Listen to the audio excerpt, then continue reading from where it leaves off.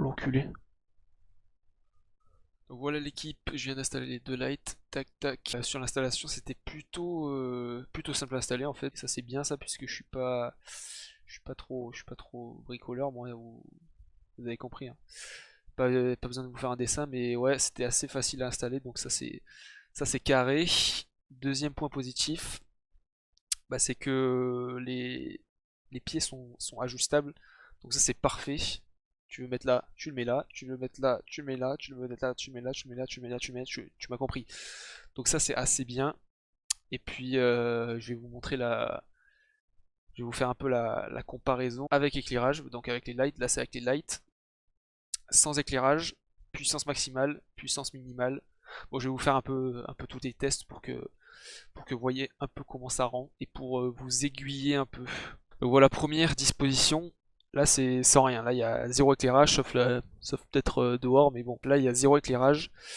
Tu vois bien que, bon, il y a l'éclairage de l'ordi, il y a l'éclairage de dehors, tu vois bien que là c'est un peu sombre.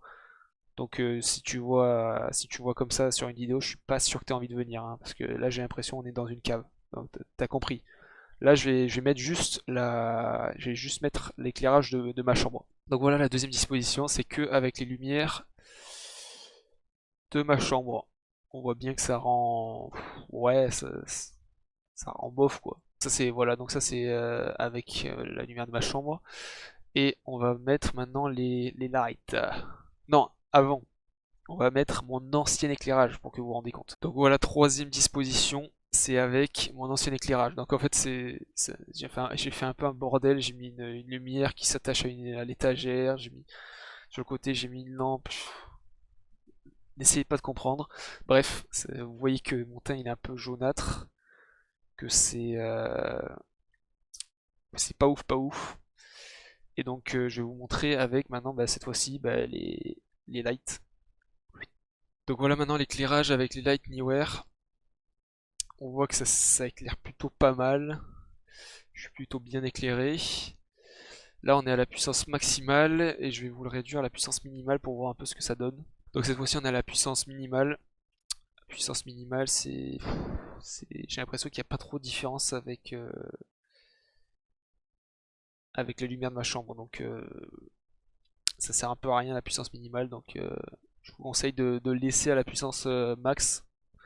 Après si ça fait trop mal aux yeux de baisser un peu, mais puissance minimale ça sert un peu à rien quoi.